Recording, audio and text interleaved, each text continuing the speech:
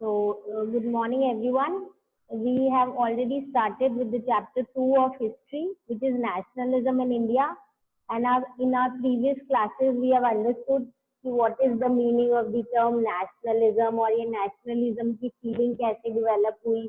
उसके बाद हमने देखा कि फर्स्ट वर्ल्ड वॉर जो है उसके इफेक्ट्स क्या थे ऑन इंडिया. उसके बाद हमने ये किया कि how did Gandhi ji came after coming of Gandhi ji what were the movement जो स्टार्ट हुए थे, सत्याग्रह क्या था, नॉन वायलेंस कैसे यूज किया था, रॉल अटैक कर लिया था अपने लोगों ने, उसके अगेंस्ट जो प्रोटेस्ट हुए थे वो कर लिए थे, देन उसका कॉलिंग ऑफ कर लिया था.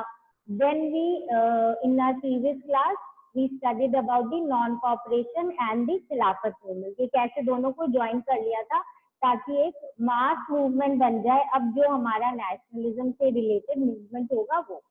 देन वी स्टार्टेड की फाइनल पहले इनिशियली नॉन कॉपरेशन मूवमेंट से रिलेटेड कुछ कंफ्यूजन था जो कांग्रेस के विद इन है, कहीं ना कहीं कंफ्यूजन था, डिलेमा था, क्योंकि few of the leaders did not want to boycott the council election. But finally वो लोग एक कंसेंसस पे पहुंच गए थे और डिसाइड कर लिया था दिसंबर 1920 में कि भाई अब we will start with the non-cooperation movement, and finally this started in the 1921 January. And as Gandhi told, it should be done in various stages.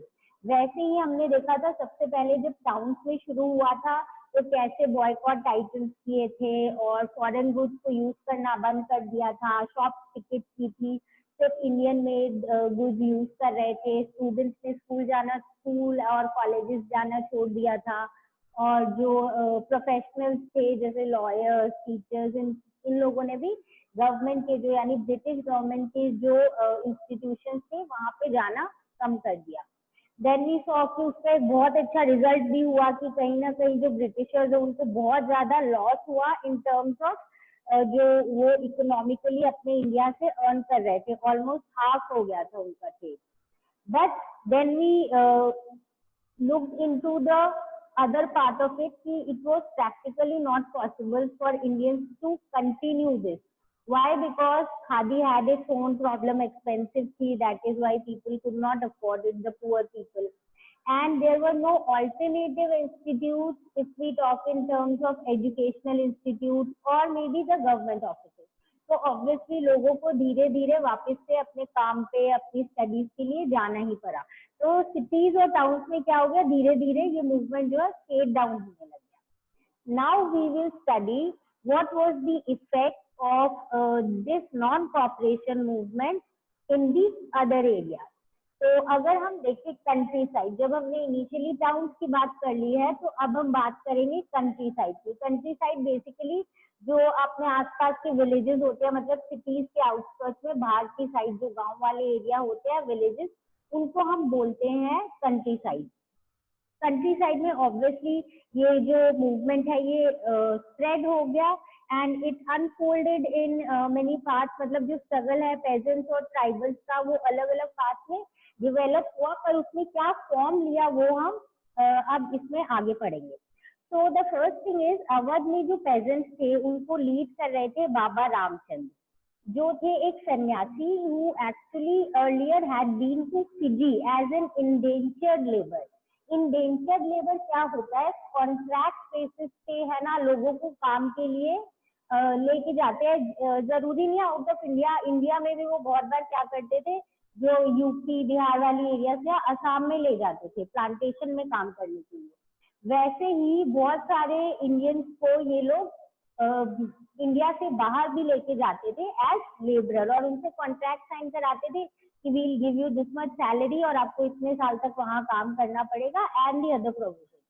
तो ये जो थे बाबा रामचंद्र, ये एक्चुअली में सन्यासी थे, पर ये जो है फिजी इनको भेजा गया था एज एन इंडेंचर्ड लेबर. तो फिजी से वापस आए थे, फिर इन्होंने ही took up the leadership where he wanted the Indians to actually solve or try to protest against the problems जो that they were facing. इनका मेन प्रॉब्लम क्या था कि जो तालुकदार होते हैं और लैंड लॉर्ड्स होते हैं, तालुकदार मतलब you can understand them somewhat equal to जैसे जमींदार टाइप, ये लोग जो है पेजेंट से बहुत ज्यादा रेंट लेते थे और बहुत वैरायटी ऑफ टैक्सेस लेते थे। तो ऑब्वियसली जो हम बोलेंगे जो पुअर लेबरर्स थे उनको बहुत ज्यादा इकोनॉमिक और बाकी प्रॉब्लम्स भी होती थी, because they could not pay such high rent and such taxes. Not only this, जो पेजेंट्स हैं उनको क्या करना पड़ता था, begar, BEGAR, it is not beggar, it is begar. Begar क्या होता है कि आपको काम करना पड़ता है विदाउट एनी पेमेंट, कहीं ना कहीं फोर्स लेबर होता है। तो ये होता था कि जो पेजेंट्स हैं उनसे जबरदस्ती वो लोग काम करवाते थे रिलेटेड टू एनीथिंग, जैसे उनके अपने फार्म पे कुछ दिन के लिए काम करवा लिया, या घर से रिलेटेड उनका कुछ काम है, या और कोई ऐसा कंस्ट्रक्शन या कुछ काम है, तो वो उनसे फ्री में काम करवाते थे and they had to do it. तो जो peasants थे they were actually facing lot of problems and they were not happy with their situation. अब ऑब्वियसली जो टेनेंट्स थे उनके they did not have the security of tenure, यानी जिनको suppose जिन्होंने लैंड जो है रेंट पे लिया है और उस पर एग्रीकल्चर करके ऑब्वियसली वो जो है अपनी लिविंग चलाते हैं, तो उनका फिक्स नहीं था टेन्योर। जो लैंड का मालिक है वो कभी भी बोल सकता है कि अब I will not allow you to do farming in this particular place, और रेगुलरली उनको कभी भी इविक्ट कर दिया जाता था वहां से। उनके पास कोई भी राइट नहीं था, अगर उन्होंने कोई लैंड लीज पे लिया है, मतलब कोई जो लैंड है उसके ऊपर अगर वो मतलब उन्होंने एक तरीके से वो रेंट पे लिया है कि हम इतने साल तक इस पे अपना फार्मिंग करना चाहते हैं, तो उस चीज के लिए भी कोई राइट्स नहीं थे।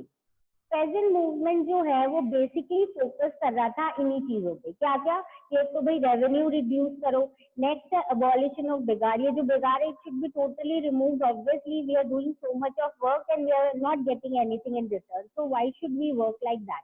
So they wanted abolition of begar and social boycott of the oppressive landlords. इन लोगों ने ना एक स्पेसिफिक चीज शुरू की थी अपने विलेज एरियाज में, क्या कि जो ये ऑपरेसिव लैंडलॉर्ड्स है जो उनके ऊपर बहुत सारे हम बोलेंगे टॉर्चर कर रहे हैं, और ये जो हम बोलेंगे एट्रोसिटीज या इनइक्वल जो बिहेवियर कर रहे हैं regarding the revenue and the बेगार एक्सेट्रा, इसके लिए इनको हम क्या करेंगे, सोशली बॉयकॉट करेंगे। सोशली बॉयकॉट यानी सोसाइटी में जो कुछ चीजें बहुत जरूरी होती है ना वो इनको सर्विसेज प्रोवाइड नहीं करेंगे। जैसे एग्जाम्पल के लिए कुछ जगह पे इन लोगों ने किया था नाई धोबी बंद, यानी कोई बार्बर जो है वो इनके हेयर कट नहीं करेगा, कोई जो वॉशमैन है धोबी वो इनके जो कपड़े हैं वो नहीं धोएगा, मतलब ऐसी activity, because these were in their hands. तो इन्होंने बोला कोई भी ऑपरेसिव लैंडलॉर्ड अगर ऐसे काम के लिए हमारे पास आएगा तो हम इनके काम नहीं करेंगे, ताकि क्या होगा, इन लोगों को भी फील होगा that these people are also very very important. ये ऑर्गेनाइज करते थे थ्रू पंचायत, डिसाइड करते थे और ये डिसाइड करते थे किस किस लैंडलॉर्ड को हम ये वाली सर्विसेज नहीं देंगे। अब जून 1920 में क्या हुआ, जब जवाहरलाल नेहरू विलेजेस में जाने लगे अलग अलग जगह अवध, तो उन विलेजर्स से बात करने लग गए वो और उनकी प्रॉब्लम्स पूछने लग गए। तो बाय अक्टूबर द औध किसान सभा वो setup headed by Jawaharlal Nehru, यानी जवाहरलाल नेहरू ने क्या किया था कि एक ना ऑर्गेनाइजेशन शुरू कर दी थी। औध, औध क्यों बोलते हैं, क्योंकि अवध को है ना ऐसे हिंदी में और उसमें औध बोलते थे। तो औध किसान सभा उन्होंने फॉर्म की और इसमें वो लोग ऑब्वियसली देखते थे कि जो ये विलेजेस है इनकी क्या क्या प्रॉब्लम्स है। तो इसमें रामचंद्र थे, जवाहरलाल नेहरू थे और फ्यू अदर लीडर्स वगैरह। Within a month, over 300 branches of such organizations had been set up in villages around this region. मतलब बहुत जल्दी ये जो है अलग अलग जगह पे ऐसी इन लोगों ने ऑर्गेनाइजेशंस और ग्रुप्स अपने एसोसिएशन जो फॉर्म करना शुरू कर दिया था। अब जब ये जितना भी चीजें हुई है ये नॉन कॉपरेशन से पहले हुई है। पहले ही ये जो बाबा रामचंद्र थे इन्होंने कुछ कुछ मूवमेंट, ये जो नाई धोबी बंद और भाई सारे पेजेंट्स को एक साथ में लाके जो भी उनके अगेंस्ट जो भी अट्रॉसिटीज हो रही है उनके लिए आवाज उठाने ये स्टार्ट हो चुकी थी। फिर उसके बाद जून में आए थे जवाहरलाल नेहरू जिन्होंने टूरिंग की सारे विलेजेस की, तो देखा ये प्रॉब्लम है। फिर इन्होंने बाय अक्टूबर इन लोगों ने औध किसान सभा फॉर्म कर ली थी और उसके बाद 300 ब्रांचेस इसकी हो गई थी। अब जब नॉन कॉपरेशन मूवमेंट शुरू हुआ in the next year, that is in 1921, तो कांग्रेस ने सोचा कि ये जो अवध के पेजेंट स्ट्रगल है ना इनको भी हम क्या कर लें, अपने मूवमेंट में मिला लें। तो इससे क्या होगा, अपना जो नॉन कॉपरेशन मूवमेंट है it will become a bigger movement. तो पेजेंट मूवमेंट को वो इंक्लूड करना चाहते थे, बट जैसा वो चाहते थे उस टाइप का फॉर्म नहीं लिया इस मूवमेंट ने। What do I mean by this, जो पेजेंट मूवमेंट था ना, वो जिस तरीके से स्प्रेड हुआ था या जो उनके नोशंस थे ना मूवमेंट के, उससे कांग्रेस जो है वो हैप्पी नहीं थी। वाई? बिकॉज है ना, वो लोग इस चीज का ना अपना ही अलग परसेप्शन निकाल रहे थे। जैसे भाई नॉन कॉपरेशन मूवमेंट है, तो उन्होंने सोचा ये जो ताल्लुकदार है, मर्चेंट्स है, इनको हम लोग अटैक करना शुरू कर देते, क्योंकि भाई हमारा मूवमेंट इनके अगेंस्ट है। बाजार को वो लोग लूटने लग गए। जो बड़े बड़े ट्रेडर्स थे जिन्होंने स्टोर हाउसेस में ग्रेन्स को स्टोर कर रखा था, उसको अटैक करने लग गए।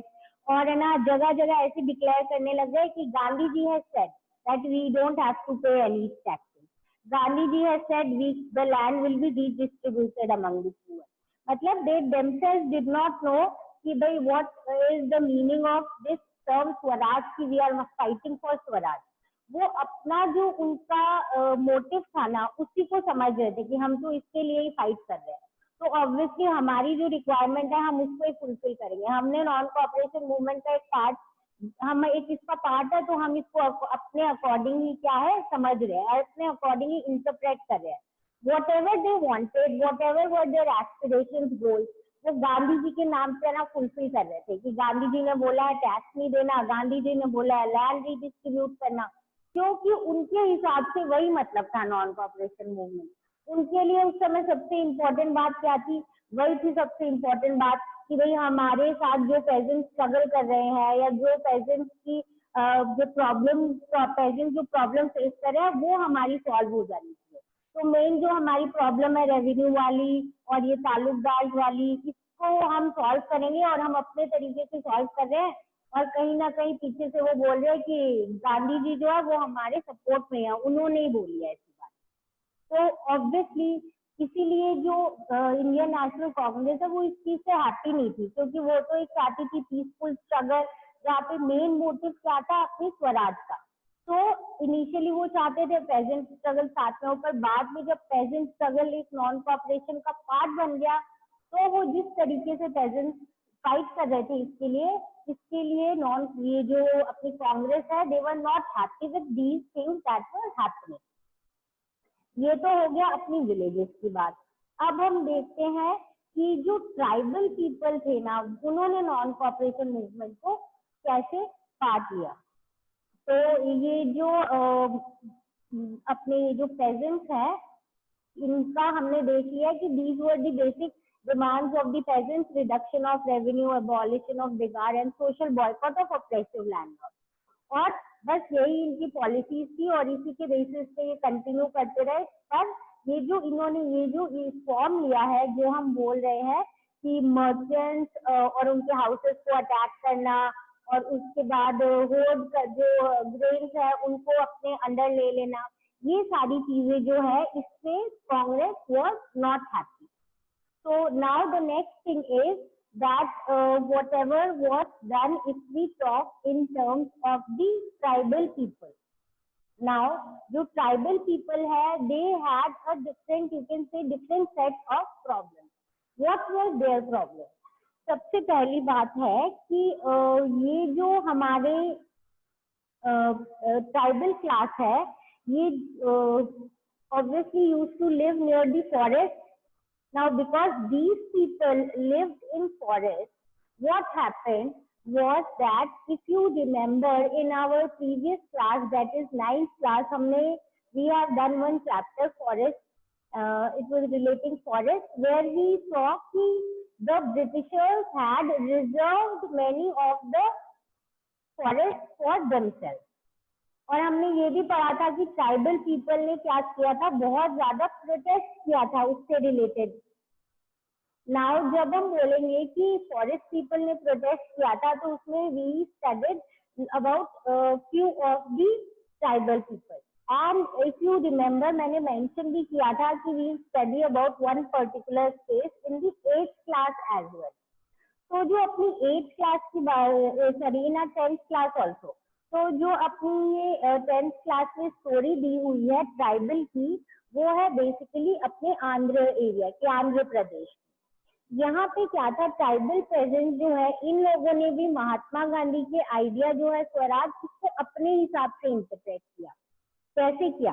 सबसे पहले तो अपने ये देख लेते हैं कि ये जो लोग थे ये किस टाइप के, हम बोलेंगे इनका लिविंग के लिए क्या करते थे। अपने को वैसे ऑलरेडी पता है, we have studied in the 9th class, कि वो फॉरेस्ट से ही अपने फ्यूल वुड कलेक्ट करते थे, फ्रूट्स कलेक्ट करते थे, वुड का ट्रेड करते थे, अपने एनिमल्स को ग्रेस करवाने के लिए लेके जाते थे फॉरेस्ट पे, और दे हैड, यू कैन से, दे totally dependent on the forest. After that what happened कि ये लोग ने क्या स्टार्ट कर दिया था, इनिशियली एक टाइप का वॉरफेयर होता है, गोरिल्ला वॉरफेयर।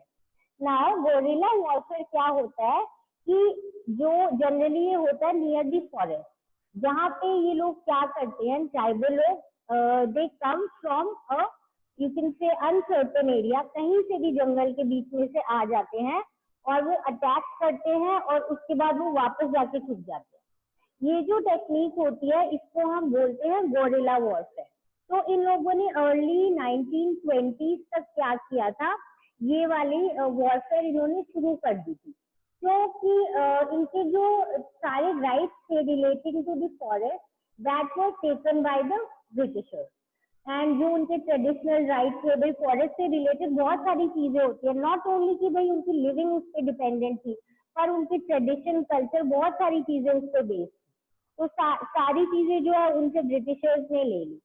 तो उसके अलावा Britishers also force them to actually do बेगार। हमने पढ़ा था पिछले वाले में कि बेगार जो है that was also force labour. और वो बेगार से क्या कराते थे, क्योंकि फॉरेस्ट के बीच में वो रोड कंस्ट्रक्ट करवाते थे, तो उनसे जबरदस्ती बोलते थे कि रोड कंस्ट्रक्शन में you will have to do such and such work. तो ऑब्वियसली ये जो इस जगह के लोग हैं, जो ये ट्राइबल पीपल है, they revolted against the Britishers. And इनको लीड कौन कर रहा था, इनको लीड कर रहा था, there was one leader name as Alluri Sitarama Raju. Alluri Sitarama Raju. Now ये this person is a very interesting, you can say, character. कैसे? ऐसा माना जाता था कि he is having lot of special powers. He used to say he is having lot of special powers. People said that he had the powers to heal people. मतलब किसी के कहीं चोट लग गई है, कोई और किसी की प्रॉब्लम हो गई है, इंजरी हो गई है, तो it was considered he has certain kind of magic कि वो उनको एकदम ठीक कर सकता है। इसके अलावा ऐसा माना जाता था कि उसके जो एस्ट्रोलॉजिकल प्रिडिक्शन है वो एकदम सही है कि अब क्या होगा, मतलब अकॉर्डिंग टू हिम वो जो भी बोलता था ना, वो बहुत बार क्या हो जाता था, सही हो जाता था। तो people use to believe that he is actually some kind of very super human kind of person. ऐसे माना जाता था he could also survive bullet shot, मतलब किसी ने अगर उसको शूट किया है गन से तो भी उसको कुछ नहीं होगा उससे। इतना कि लोग तो ये भी बोलते थे, जो उसके फॉलोअर्स थे, कि वो इनकारनेशन ऑफ गॉड है। इनकारनेशन क्या होता है, हम बोलते हैं ना भगवान का अवतार, वैसे जैसे कृष्ण जी को बोलते हैं विष्णु के अवतार है, श्री राम को बोलते हैं विष्णु के अवतार है। एंड अपनी जो इनकारनेशन होता है ना, कि ये पर्टिकुलर कैरेक्टर जो है ये इस गॉड का इनकारनेशन था या अवतार थे, वैसे जो है ये मानते थे कि this Alluri Sitaram Raju is an incarnation of God. That is why he is having so much of special power. मतलब being leader, he was also considered to be somebody having super power. And people used to follow him. कि भाई ये है हमारे leader, ये जो बोलेंगे ना वही हम करेंगे. Now he was actually, you can say, one of the greatest follower of Gandhi. He used to believe whatever Gandhi ji used to say. कि भाई खादी पहनो, give up drinking and engage your time in working for your own nation. But एक चीज जो है, जो ये गांधी जी से एग्री नहीं करते थे, वो ये था कि ही सेड कि ये जो ब्रिटिशर्स है ये नॉन वायलेंस से नहीं मानेंगे, इनके ऊपर अपने को फोर्स यूज करना ही पड़ेगा, नहीं तो ये लोग they will not leave our country. और स्पेसिफिकली अगर ये अपने एरिया की बात करें, इसीलिए they were continuously doing this guerrilla warfare. और इन लोगों ने क्या शुरू कर दिया था, पुलिस स्टेशन से अटैक करने लग गए थे, ब्रिटिश ऑफिशियल्स को किल करने लग गए थे और बोल रहे थे हमें स्वराज चाहिए, इसलिए we are using such kind of force. But finally उसको ब्रिटिशर्स ने कैप्चर कर लिया था in 1924 and he was executed and after that he became a folk hero of that area. So this was the story of one specific tribal group. तो हर जगह पे tribes हम देखेंगे कि they were actually fighting everywhere for the injustice that was done to them, या फिर कहीं कहीं हम बोल सकते हैं कि उनके जो इतने सालों से घर था, हैबिटेट था, वो छीन लिया था किसने, ब्रिटिशर्स ने। ऑब्वियसली वो उसके खिलाफ प्रोटेस्ट कर रहे थे, पर ये केस थोड़ा स्पेसिफिक था, that is why we have studied this particular case. और इसमें क्वेश्चन भी आ सकता है, it is one of the important thing. Alluri Sitarama Raju से रिलेटेड बहुत ज्यादा क्वेश्चन आते हैं, कभी कभी डायरेक्ट ऐसे आ जाता है कि गोडन हिल्स इन आंध्रा से related you tell some information. So don't get confuse, topic को अच्छे से पढ़ो, you know everything, but only the way the question is asked becomes a little difficult to interpret if you are not clear with the topic. ठीक है, तो ये था अपना ट्राइबल से related incident.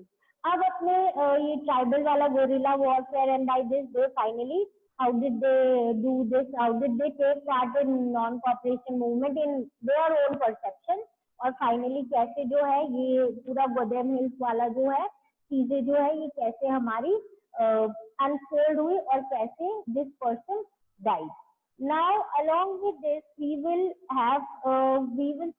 study one more, you can say, story that is actually Swaraj in plantation. Now, what happened in Swaraj in plantation? We can say that इसमें क्या हुआ था कि प्लांटेशन वाले जो लोग हैं वो भी है ना कहीं क्या कर रहे थे, प्रोटेस्ट कर रहे थे। तो अगर हम इससे रिलेटेड बात करें कि किस टाइप की प्रोटेस्ट कर रहे थे वो, तो हम बोल सकते हैं कि जैसे मैंने बोला कि इंडेंचर्ड लेबर जो है वो इंडेंचर्ड लेबर यानी जिन लोगों को हम बोल सकते हैं कि कॉन्ट्रैक्ट बेसिस पे क्या करते थे, काम के लिए लेके जाते थे और उसके बाद ये लोग इनसे काम करवाते थे according to whatever they wanted.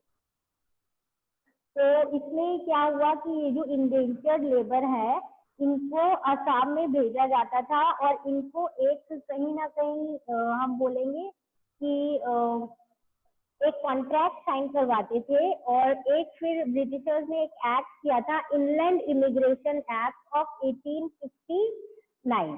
ये जो इनलैंड इमिग्रेशन एक्ट है which we can say was passed in 1859, इसमें क्या हुआ कि एक इसमें ये लिखा हुआ था कि ये जो प्लांटेशन वर्कर्स हैं ये लोग बिना परमिशन के अपने वहां पे नहीं जा सकते हैं। कहाँ नहीं जा सकते? अपने ओरिजिनल होमलैंड पे नहीं जा सकते हैं। क्यों नहीं जा सकते अपने ओरिजिनल होमलैंड पे? बिकॉज उनका ये कॉन्ट्रैक्ट में लिखा हुआ था कि they cannot go until and unless the Britishers give them permission. अब ब्रिटिशर्स जो हैं उन लोगों ने परमिशन ऑब्वियसली वो लोग नहीं ग्रांट करते थे। So these people had lot of problems if we say कि in terms of movement to their own area.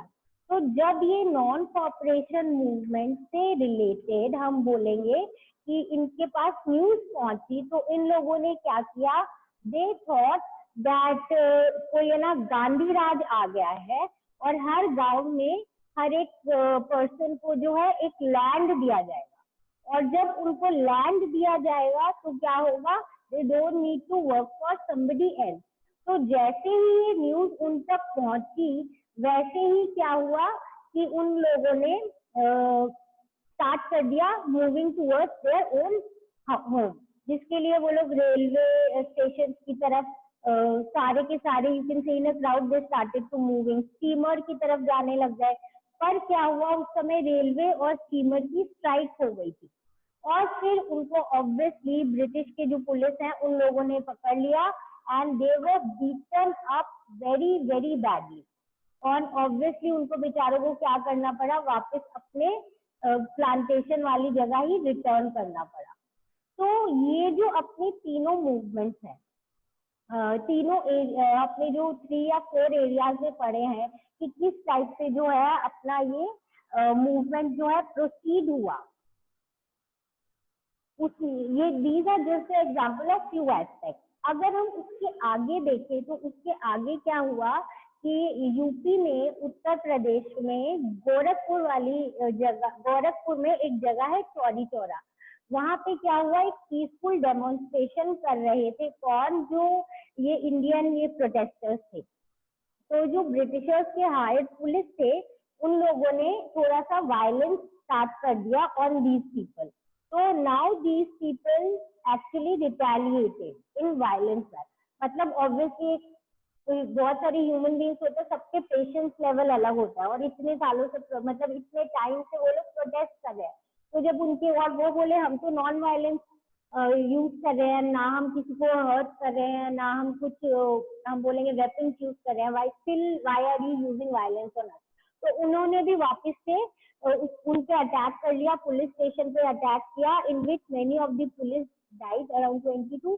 और जिसके कारण क्या हुआ, जब गांधी जी तक ये न्यूज पहुंची कि ऐसा वायलेंस अकर हो गया है, तो Gandhi ji finally called off the non cooperation movement. ठीक है, I am repeating with this, Chauri Chaura incident in 1922, Gandhi ji called off the non cooperation movement. अब क्या हुआ, ये जब नॉन कॉपरेशन मूवमेंट खत्म हो गया तो क्या हुआ कि कहीं ना कहीं हम ये बोल सकते हैं कि कुछ चीजें कांग्रेस को और स्पेसिफिकली गांधी जी को क्लियर हुई कि लोगों को एक्चुअली में स्वराज का मतलब ही नहीं पता। सब इसको अपने हिसाब से ले रहे हैं। कोई सोच रहा है कि हमें लैंड मिल जाए, कोई सोच रहा है कि भाई हमें प्लांटेशन से आजादी मिल जाए, कोई बोल रहा है कि हमें फॉरेस्ट के ऊपर कंट्रोल मिल जाए। एंड मतलब हर जगह पे क्या हो रहा है, अलग ही इंटरप्रिटेशन हो रहा है। तब लीडर्स ने, हमारे लीडर्स ने ये सोचा कि अब जब हम कोई मास मूवमेंट स्टार्ट करेंगे तो हमारे लिए ये जरूरी है समझना कि जो कॉमन लोग हैं उनको ये चीज समझाए कि हमें एक्चुअली हम प्रोटेस्ट किस लिए कर रहे हैं, हम मूवमेंट किस लिए कर रहे हैं, हमारा क्या है, क्या लॉजिक है और हम क्या चाहते हैं, हम क्या डिमांड कर रहे हैं from the Britishers. So they wanted people to know Swaraj, the meaning of Swaraj, the actual meaning of Swaraj. ठीक है, ये तो चीजें हमें समझ आ गई इससे। बट दो ये हम बोलेंगे कॉल ऑफ हो गया था, पर इसके बहुत ज्यादा पॉजिटिव इफेक्ट भी थे। क्या? ऑल ओवर द इंडिया कहीं ना कहीं है ना, लोग ये सब टर्म्स यूज कर रहे थे, स्वतंत्र भारत, और सारे लोग एक साथ मिलकर लड़ रहे थे। मतलब हमें हिंदुस्तान, हमें भारत के लिए लड़ना है, स्वतंत्र भारत, ये वाले टर्म्स जो है ये कहीं ना कहीं सारे इंडियंस बोल रहे थे। तो इमोशनली क्या हो रहे थे, इमोशनली, कल्चरली, नेशनल फीलिंग के साथ क्या लोग है ना एक साथ आ रहे थे। एंड मास मूवमेंट के लिए लोग कहीं ना कहीं अब रेडी हो रहे थे। फीलिंग ऑफ नेशनलिज्म आ रही थी, पेट्रियाटिज्म आ रही थी। तो इसीलिए हम देखेंगे जो नेक्स्ट मूवमेंट है उसमें जो अपने लीडर्स है वो 2-3 काम करेंगे। एक तो वो क्लियर करेंगे लोगों को कि हम किस चीज के लिए लड़ रहे हैं, अपने पास स्वराज क्या है, और कोशिश होगी कि हर जगह पे जो लोग हैं वो मिल के एक कॉमन एम यानी कि स्वराज के लिए, और बाद में देखेंगे पूर्ण स्वराज के लिए प्रोटेस्ट करेंगे और फाइट करेंगे। So with this our non-cooperation topic is done. We'll start with the next topic, civil disobedience movement, in our next class. I hope everything is clear. See you all in the next.